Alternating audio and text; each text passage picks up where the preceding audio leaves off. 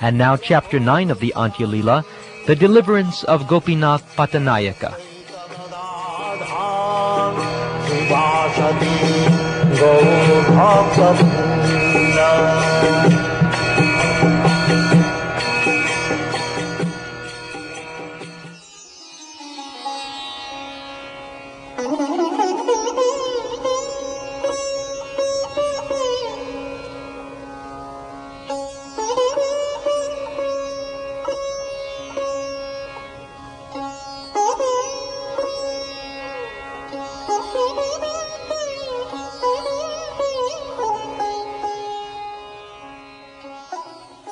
The innumerable glorious followers of Sri Caitanya Mahaprabhu brought a constant flood to the desert-like hearts of the unfortunate with an inundation of ecstatic love. All glories to Sri Krishna Chaitanya Mahaprabhu, the most merciful incarnation. All glories to Lord Nityananda, whose heart is always compassionate. All glories to Advaita Acharya, who is very merciful. All glories to the devotees of Sri Chaitanya Mahaprabhu, who are always overwhelmed by transcendental bliss. Thus Sri Chaitanya Mahaprabhu lived at Nilachal with his personal devotees, always merged in ecstatic love for Krishna. Sri Chaitanya Mahaprabhu always felt waves of separation from Krishna, externally and internally. His mind and body were agitated by various spiritual transformations. During the day he chanted, danced, and saw Lord Jagannath in the temple.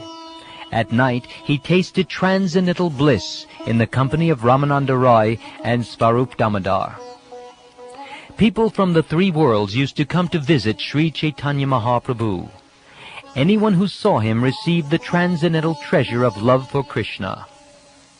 The inhabitants of the 7 higher planetary systems, including the demigods, the Gandharvas, and the Kinnaras, and the inhabitants of the 7 lower planetary systems, Patalaloka, including the demons and serpentine living entities, all visited Sri Chaitanya Mahaprabhu in the dress of human beings.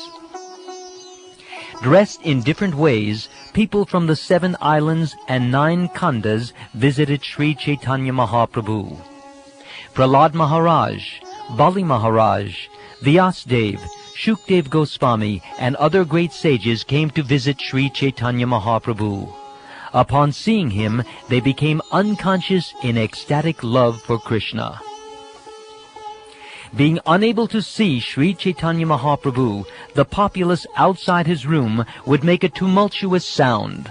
Thus Sri Chaitanya Mahaprabhu would go outside and tell them, "Chant Hare Krishna." All kinds of people would come to see the Lord, and upon seeing him, they would be overwhelmed with ecstatic love for Krishna. In this way, Sri Chaitanya Mahaprabhu passed his days and nights.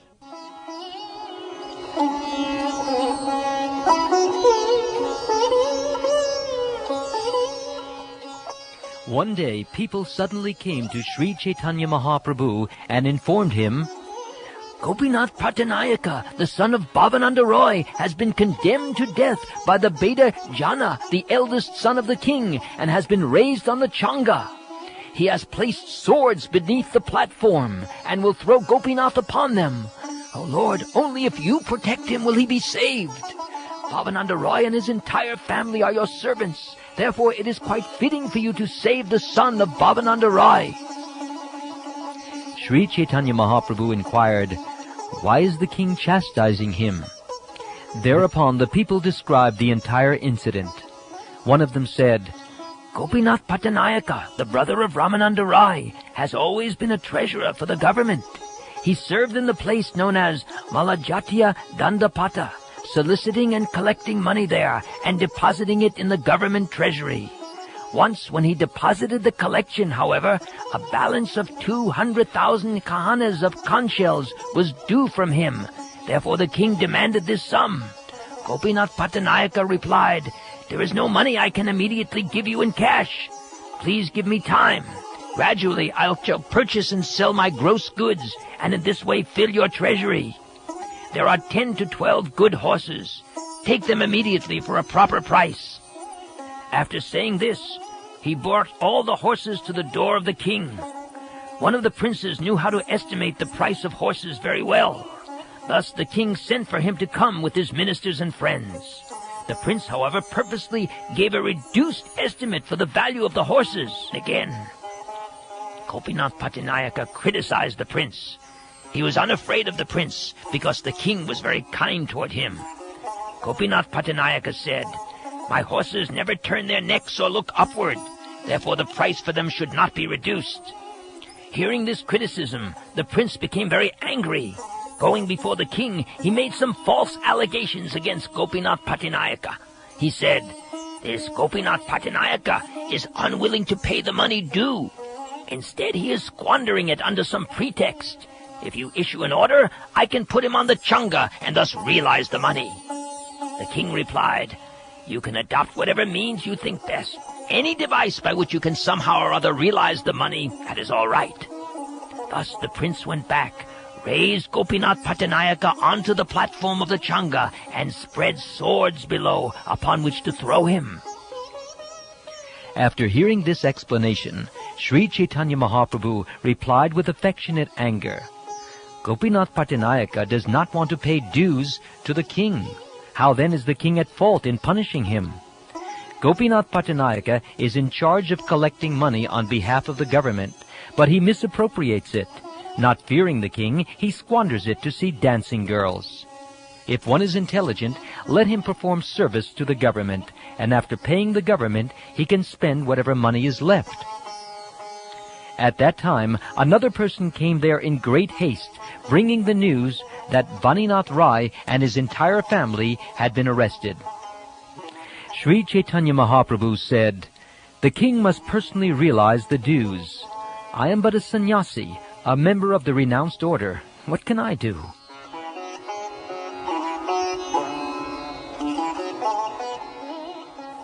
Then all the devotees, headed by Svarup Damodar Goswami, fell at the lotus feet of Sri Caitanya Mahaprabhu and submitted the following plea. "All the members of Ramananda Rai's family are your eternal servants. Now they are in danger. It is not befitting for you to be indifferent to them in this way." After hearing this, Sri Caitanya Mahaprabhu spoke in an angry mood. He said, "You want to order me to go to the king. Your opinion is that I should go to the king's palace and spread my cloth to beg money from him. Of course, a sannyasi or Brahmin may beg for up to 5 gandas, but why should he be granted the inappropriate sum of 200,000 kahanas of conch shells?" Then another person came with the news that Gopinath had already been set up to be thrown upon the points of the swords. Hearing this news, all the devotees again appealed to the Lord, but the Lord replied, "I am a beggar. It is impossible for me to do anything about this. Therefore, if you want to save him, you should all pray together at the lotus feet of Jagannath. Lord Jagannath is the Supreme Personality of Godhead. He possesses all potencies. Therefore, he is able to act freely and can do and undo whatever he likes." When Sri Caitanya Mahaprabhu replied in this way, an officer named Harichandana Patra went to the king and spoke with him. He said, "After all, Gopinatha Pattanayaka is your faithful servant. To condemn is not good behavior. His only fault is that he owes some money to the government. If he is killed, however, what profit will there be? The government will be the loser, for it will not get the money.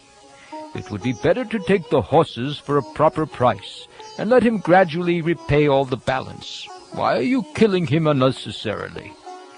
The king answered in surprise, "I did not know about all this. Why should his life be taken? I only want the money from him. Go there and adjust everything. I want only the payment, not his life."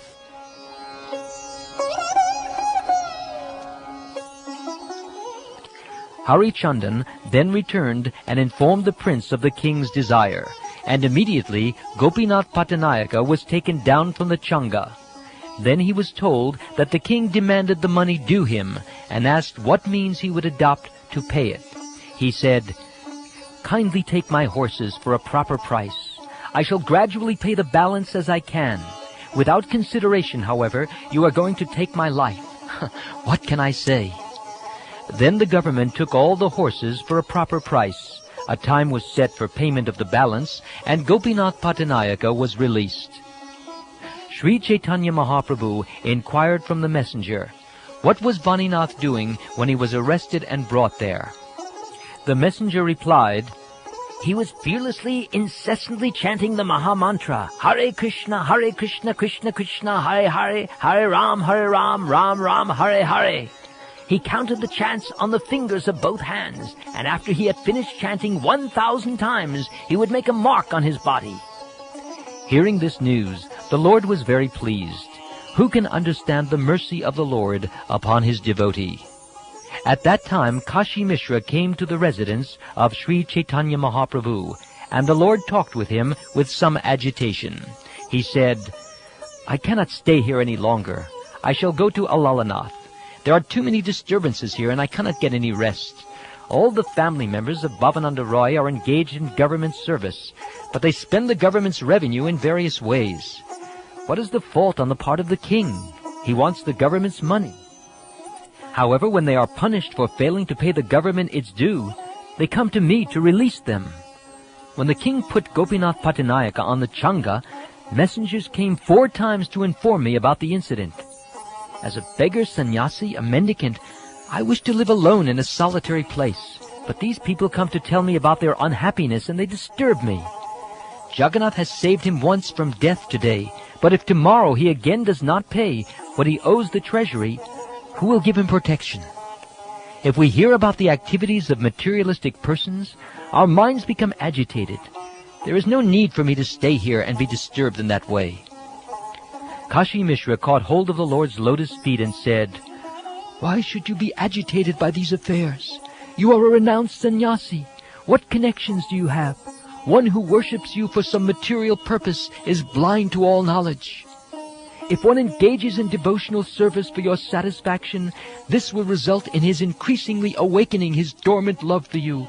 But if one engages in your devotional service for material purposes, he should be considered a number 1 fool. It is only for your sake that Ramananda Roy resigned from the governorship of South India, and Sanatan Goswami gave up his post as minister. It is for your sake that Raghunath Das gave up all his family relationships. His father sent money and men here to serve him. However, because he has received the mercy of your lotus feet, he does not even accept his father's money. Instead, he eats by begging alms from centers for the distribution of food. Gopinatha Pattanayaka is a good gentleman. He does not desire material benefits from you. It is not Gopinath who has sent all those men so that you would release him from his plight. Rather, his friends and servants, seeing his distressed condition, informed you, because they all knew that Gopinath is a soul surrendered unto you. Gopinatha Pattanayaka is a pure devotee who worships you only for your satisfaction. He does not care about his personal happiness or distress, for that is the business of a materialist. One who engages in your devotional service 24 hours a day, desiring only your mercy, will very soon attain the shelter at your lotus feet. One who seeks your compassion and thus tolerates all kinds of adverse conditions due to the karma of his past deeds, who engages always in your devotional service with his mind, words, and body, and who always offers obeisances unto you, is certainly a bona fide candidate for becoming your unalloyed devotee. Oh, kindly stay here at Jagannath Puri. Why should you go to Alalanath? Henceforward no one will approach you about material affairs. Finally, Kashi Mishra told the Lord, If you want to give protection to Gopinath, then Lord Jagannath, who protected him today, will also protect him in the future. After saying this, Kashi Mishra left the abode of Sri Caitanya Mahaprabhu and returned to his own temple. At noon, King Prataparudra came to Kashi Mishra's home.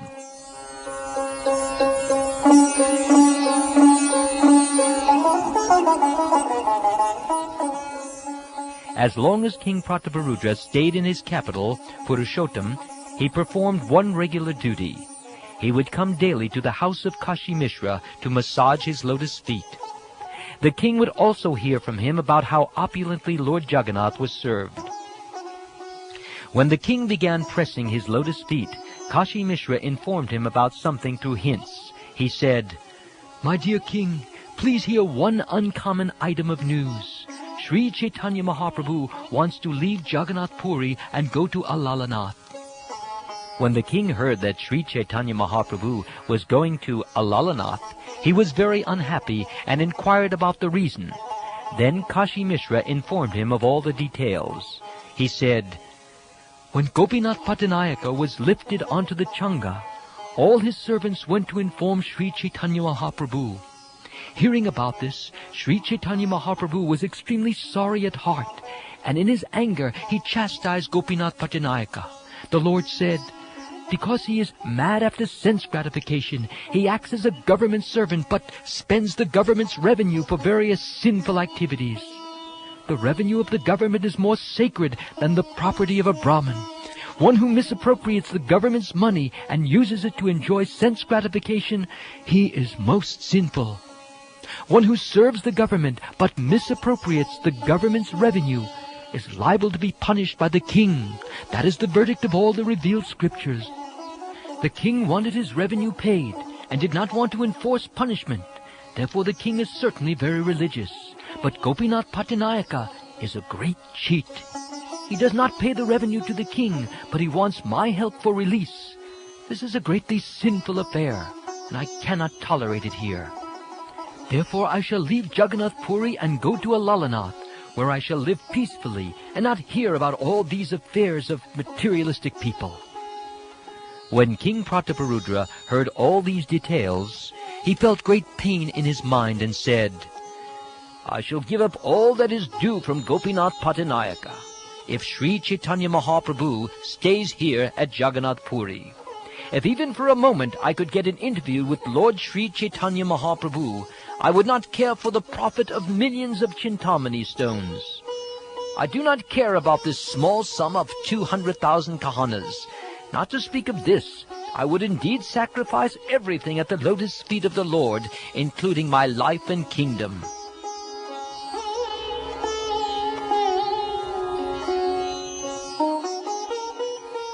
Kashi Mishra hinted to the king, "It is not the Lord's desire that you forfeit payment. He is unhappy only because the whole family is troubled." The king replied, "I have no desire to give pain to Gopinath Pattanayaka and his family, nor did I know about his being lifted on the Changa to be thrown on the swords and killed. He sneered at Purushottam Jana. Therefore the prince tried to scare him as a punishment. Go personally to Sri Chaitanya Mahaprabhu and keep him at Jagannath Puri with great attention. I shall excuse Gopinath Pattanayaka from all his debts." Kashi Mishra said, "Excusing Gopinath Pattanayaka of all his debts will not make the Lord happy, for that is not his intention." "I shall absolve Gopinath Pattanayaka of all his debts, but don't speak of this to the Lord. Simply let him know that all the family members of Bhavananda Roy and Gopinath Pattanayaka are naturally my dear friends. Bhavananda Roy is worthy of my worship and respect. Therefore I am always naturally affectionate to his sons." After offering obeisances to Kashi Mishra, the king returned to his palace and called for both Gopinath and the eldest prince. The king told Gopinath Pattanayaka, "You are excused for all the money you owe the treasury, and the place known as Malajatya Dandapata is again given to you for collections. Do not again misappropriate the revenue of the government. In case you think your salary insufficient, henceforward it will be doubled." After saying this, the king appointed him by offering him a silken wrapper for his body. He said, "Go to Sri Chaitanya Mahaprabhu. After taking permission from him, go to your home. I bid you farewell. Now you may go."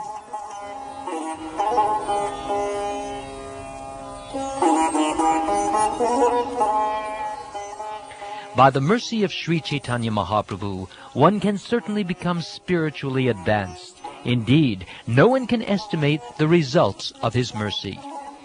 Gopinath Pattanayaka achieved the result of kingly opulence due to but a glimpse of the Lord's mercy. Therefore, no one can calculate the full value of his mercy. Gopinath Pattanayaka was lifted onto the Changa to be killed, and all his money was taken away.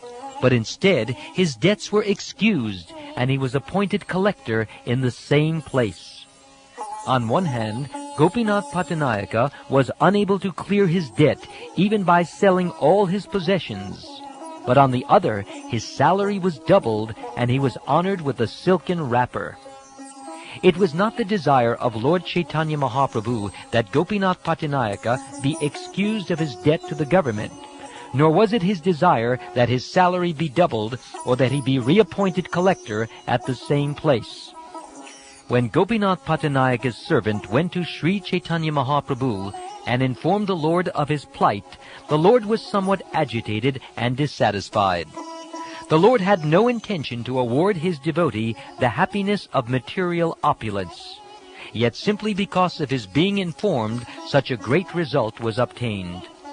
No one can estimate the wonderful characteristics of Sri Caitanya Mahaprabhu. Even Lord Brahma and Lord Shiva cannot understand the intentions of the Lord.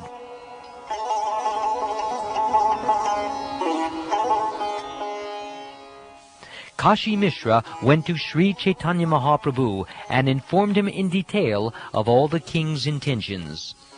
Upon hearing about Kashi Mishra's tactics with the king, Sri Caitanya Mahaprabhu said, "Kashi Mishra, what have you done? You have made me indirectly take help from the king."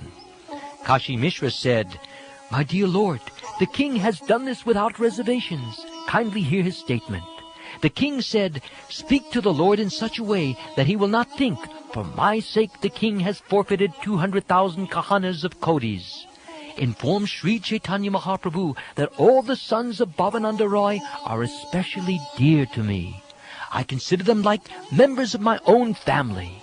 Therefore I have appointed them collectors in various places, and although they spend the government's money, eat, drink, plunder, and distribute it as they like, I do not take it very seriously. I made Ramananda Roy the governor of Rajmahendri. There is practically no account of whatever money he took and distributed in that position. Having been appointed collector, Gopinath in the same way also generally spends 200 to 400,000 kahanas as he likes. Gopinatha Pattanayaka would collect some and pay some, spending it at will, but I would not consider this very seriously. This time, however, he was put in trouble because of a misunderstanding with the prince. The prince created this situation without my knowledge, but actually I consider all the sons of Bhavananda Roy to be like my own relatives. Because of my intimate relationship with them, I have absolved Gopinatha Pattanayaka of all his debts. Sri Caitanya Mahaprabhu does not know this fact. Whatever I have done is because of my intimate relationship with the family of Bhavananda Rai." Having heard from Kashi Mishra all these statements concerning the king's mentality, Sri Caitanya Mahaprabhu was very happy. At that time, Bhavananda Rai also arrived there. Bhavananda Rai, along with his 5 sons, fell at the lotus feet of Sri Caitanya Mahaprabhu, who lifted him up and embraced him. Thus Ramananda Roy, all his brothers, and their father met Sri Caitanya Mahaprabhu. Then Bhavananda Roy began speaking. He said, "All these members of my family are your eternal servants. You have saved us from this great danger. Therefore you have purchased us for a proper price. You have now demonstrated your love for your devotees, just as when you previously saved the 5 Pandavas from great danger." Gopinatha Pattanayaka, his head covered with the silken wrapper, fell at the lotus feet of Sri Caitanya Mahaprabhu and described in detail the king's mercy toward him. He said, "The king has excused me for the balance due. He has reappointed me to my post by honoring me with this silken cloth and has doubled my salary. I was lifted upon the changa to be killed, but on the contrary, I was honored with this silken cloth. Oh, this is all your mercy. On the changa I began meditating upon your lotus feet, and the power of that remembrance has yielded all these results. Struck with wonder by my affairs, the populace is glorifying the greatness of your mercy. However, my Lord, these are not the principal results of meditating upon your lotus feet. Material opulence is very flickering. Therefore it is simply a glimpse of the result of your mercy. Your real mercy has been granted to Ramananda Roy and Vaninath Roy, for you have detached them from all material opulence. I think that I have not been favored by such mercy. Oh, kindly bestow upon me your pure mercy, so that I may also become renounced. I am no longer interested in material enjoyment." Sri Chaitanya Mahaprabhu said, "If you all adopt the renounced order and lose interest in dealing with pounds, shillings, and pence, who will take charge of maintaining your large family? Whether you are involved in material activities or become completely renounced, you 5 brothers are all my eternal servants, birth after birth. However, just obey one order from me. Do not spend any of the king's revenue. First, you should pay the revenue due to the king, and then you may spend the balance for religious and fruitive activities. Don't spend a farthing for sinful activities, for which you will be the loser both in this life and in the next." After saying this, Sri Chaitanya Mahaprabhu bade them farewell. Thus the mercy of Sri Chaitanya Mahaprabhu was spoken of in the family of Bhavananda Roy. That mercy was clearly demonstrated, although it appeared to be something different. Sri Chaitanya Mahaprabhu embraced them all and bade them farewell.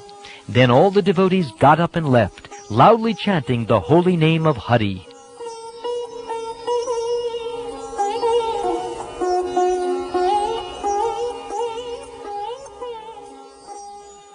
Seeing the extraordinary mercy the Lord granted to the family of Bhavananda Roy, everyone was struck with wonder. They could not understand the behavior of Sri Chaitanya Mahaprabhu. Indeed, when all the devotees had requested the Lord to bestow his mercy upon Gopinatha Pattanayaka, the Lord had replied that he could do nothing. I have simply described the chastisement of Gopinatha Pattanayaka and Sri Chaitanya Mahaprabhu's indifference. But the deep meaning of this behavior is very difficult to understand.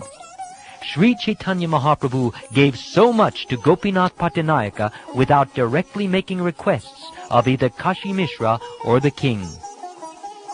The intentions of Sri Chaitanya Mahaprabhu are so deep that one can understand them only if he has complete faith in service to the lotus feet of the Lord.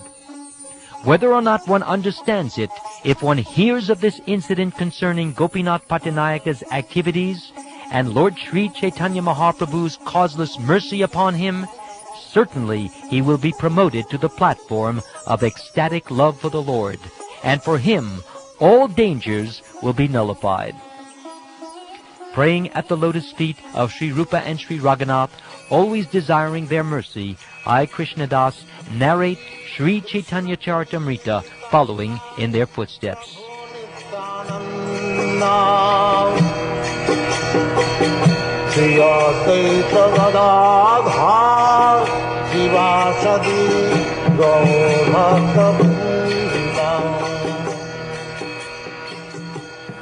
This ends Chapter 9 of the Antya Leela, the Deliverance of Gopinatha Pattanayaka.